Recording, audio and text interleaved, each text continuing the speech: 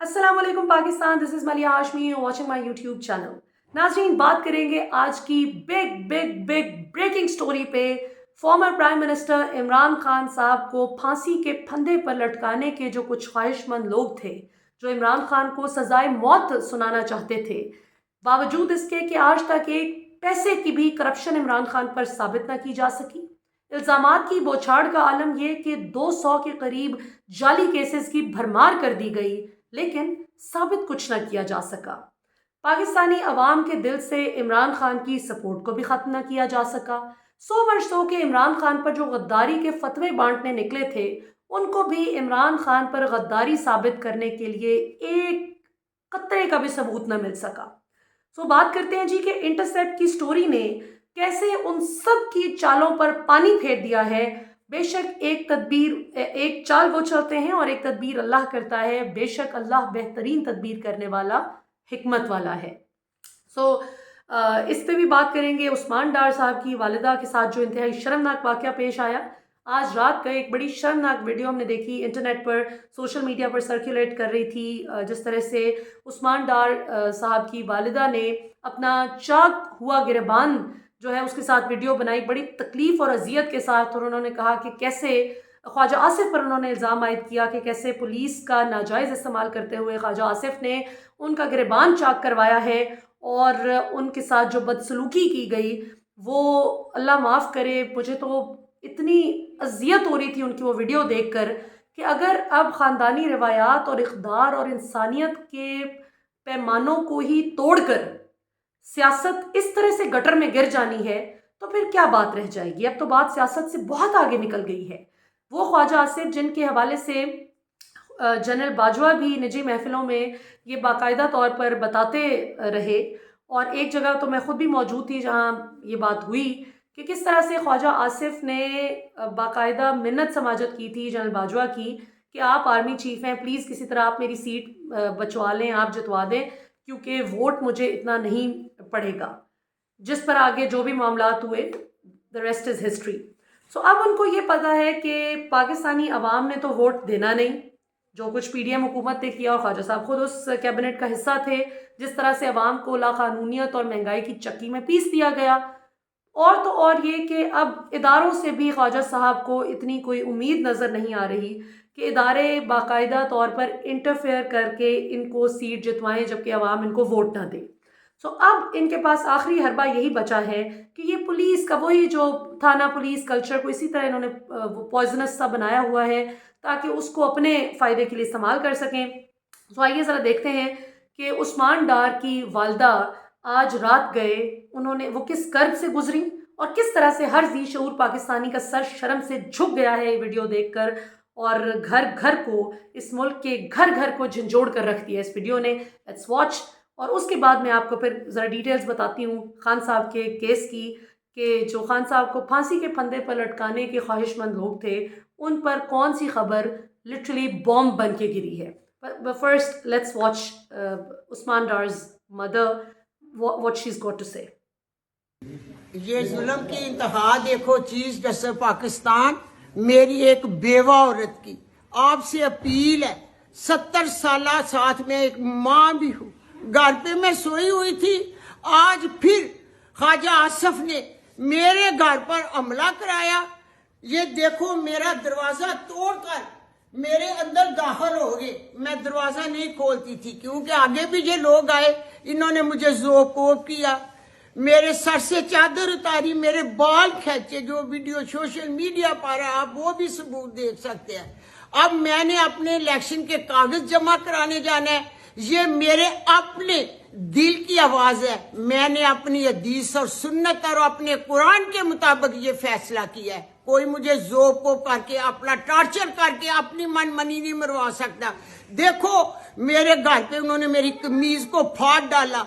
जो कुछ इन्होंने किया, मेरी आपसे अपील है कि ये क्या हो रहा है, पूछे इन लोगों से। ये हमारा पाकिस्तान है। ख्वाजा से मेरा चैलेंज है कि मेरे घर को पडोसर से भी ढेर लगा दो और मैदान में आओ।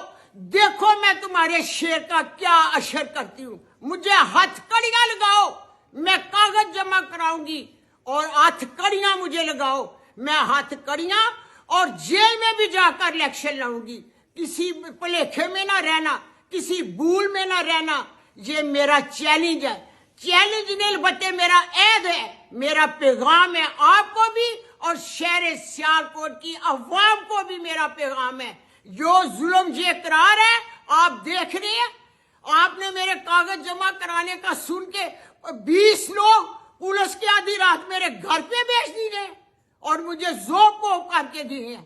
मेरी अपील है कि मैं चीफ जस्टिस साहब से इंसाफ चाहती हूँ, मुझे इंसाफ मिले, मुझे इंसाफ मिले।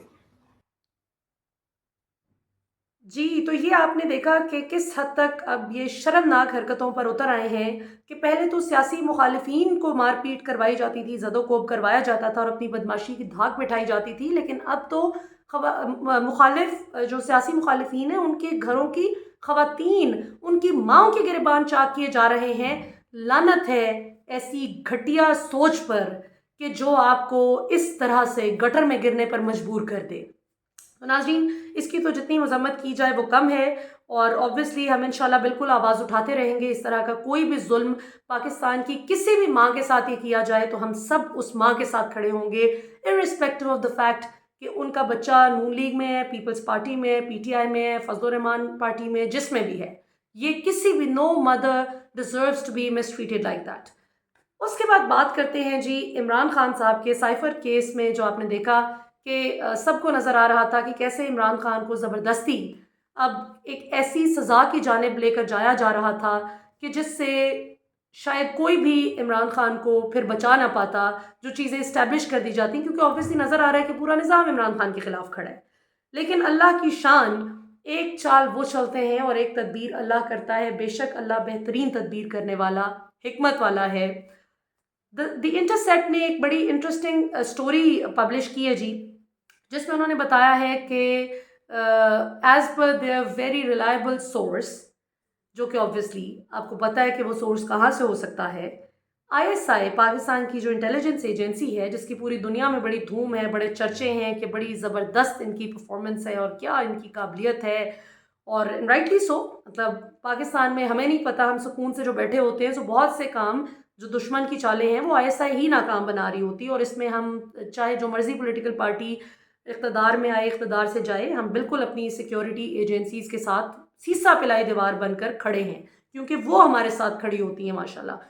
और उन्हीं हमारी इंटेलिजेंस एजेंसीज़ में ऑब्वियसली कुछ बहुत ही ज़बरदस्त लोग भी पाए जाते हैं, जो कभी कभी कोई ऐसा काम कर देते हैं कि वो पूरी कौम की बका साबित हो जाता है। सो हु नोज़ कि द इंटरसेप्ट को ये स्टोरी, ये ख़बर किसने लीक की है, जिसकी बेस पे ये जो है बाकायदा उन्होंने स्टोरी पब्लिश कर दी है। द इंटरसेप्ट की स्टोरी के मुताबिक ISI ने, पाकिस्तान की इंटेलिजेंस एजेंसी ने पाकिस्तान के दफ्तर ख़ारजा को बताया है अपनी इंटरनल कम्युनिकेशन में कि ये जो साइफ़र वाला सारा मामला है, जो इमरान खान से मुतालिक बताया जाता है कि जी ये हो गया, वो हो गया, तो उसमें बताया गया कि कुछ भी नहीं हो गया, कोई सीक्रेट कोड लीक नहीं हुआ और इमरान खान पर जितने भी जो इल्ज़ामात आयद किए जा रहे हैं उस इंटरनल कम्युनिकेशन के मुताबिक वो बिल्कुल गलत हैं। और कोई जो उसको, जो सीक्रेट मैसेज को डीकोड करने वाला जो सारा मैकेनिज़्म होता है, उसको कोई थ्रेट नहीं हुआ, वो कोई उसमें ऐसी चीज़ नहीं हुई जिससे सिक्योरिटी और उसकी जो सीक्रेट लैंग्वेज है, सीक्रेट कोड है, वो ब्रीच होता। एंड हेंस इमरान खान ने कोई जुर्म नहीं किया। अब ये वो बात है इंटरसेप्ट की स्टोरी और उसमें जो रेवलेशन की गई है और जिसका नाम लेके की गई है, जो जिन दो अहम तरीन इदारों का नाम लिया जा रहा है, ISI और पाकिस्तान का दफ्तर ख़ारजा, यही वो दो सबसे ज़्यादा इम्पॉर्टेंट प्लेयर्स हैं, स्टेक होल्डर्स हैं, जो इस स्टोरी में मानी रखते हैं।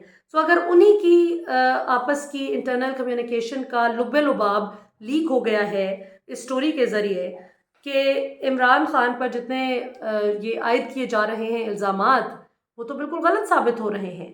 कोई सीक्रेट कोड डीकोड करने का मैकेनिज़्म डिस्टर्ब नहीं हुआ, कोई सिक्योरिटी थ्रेटेंड नहीं है, कोई गड़बड़ नहीं हुई। तो इसका ये मतलब है कि अब इमरान खान को सज़ाए मौत देने का जो लोग प्लान बना रहे थे कि हमारी सियासत बड़ी صحیح ہو جائے گی، اسموتھ ہو جائے گی اگر عمران خان کو ہم کسی طرح زبردستی نکلوا دیتے ہیں منظر سے. اور آپ کو پتہ ہے کہ ان کی تو ہسٹری ہے کس طرح سے جسٹس ملک قیوم مرحوم کو یہ شہباز شریف فون کر کر کے بے نظیر بھٹو کی سزا میں اضافے کے پیغامات دیتے تھے کہ بڑے بھائی جان نے کہہ دیا ہے تو یہ تو کچھ بھی کر سکتے ہیں.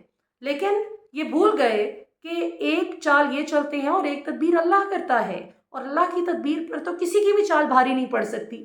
اب کھیل بہت ہی دلچسپ مرحلے میں داخل ہو چکا ہے، اور اس جو انٹرسیپٹ کی سٹوری ہے اس سے صرف یہی ثابت نہیں ہوتا کہ عمران خان نے کوئی جرم نہیں کیا، بلکہ اس سے یہ بھی ثابت ہوتا ہے کہ ہمارے نظام میں ایسے غیرت مند لوگ موجود ہیں الحمدللہ کہ جو اپنے ملک کا مفاد سوچ رہے ہیں، جو اپنے ملک کے ساتھ کھڑے ہیں. ہمارے ادارے، ہماری ایجنسیز یہ اپنے ملک کے ساتھ کھڑی ہیں. یہ کسی کی بھی گھٹیا سیاست کا اعلیٰ کار بننے کے لیے تیار نہیں ہیں.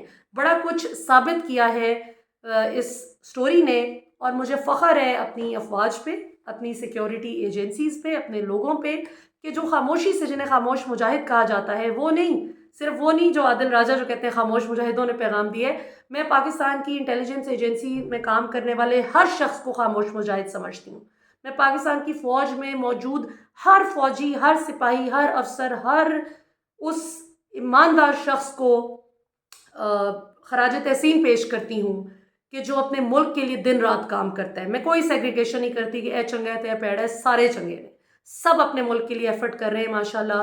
اور ہاں کچھ لوگ آبویسلی جس طرح سے ڈیل کر کے، جن کا خیال تھا کہ ہم ڈیل کر کے آئیں گے اور ہمیں تخت پہ بٹھایا جائے گا، ان کی ضرور ہمیں نیت پہ شک ہے، اور ان کی ساری خوش فہمیاں جو ہیں وہ ہوا ہو گئی ہیں جب انہوں نے دیکھا کہ پنجاب تو وہ رہا ہی نہیں جو چھوڑ کے گئے تھے. بھائی جان پنجاب میں تو شعور آ گیا ہے.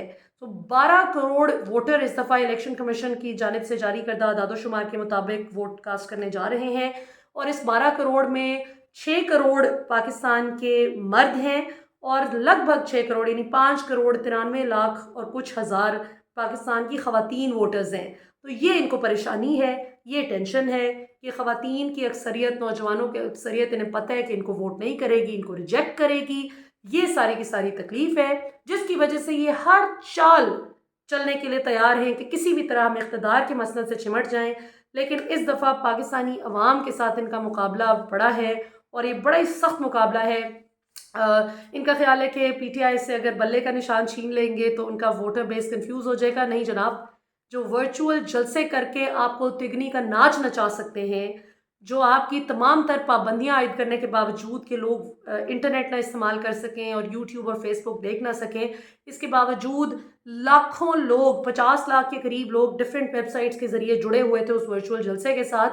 تو آپ کیا بات کرتے ہیں، پابندی نہ لگتی تو شاید یہ فگر 3-4 کروڑ تک جاتا، کیونکہ 8 کروڑ سے زائد پاکستان میں اس وقت موبائل فون یوزرز ہیں جو انٹرنیٹ استعمال کرتے ہیں ایک محتاط اندازے کے مطابق.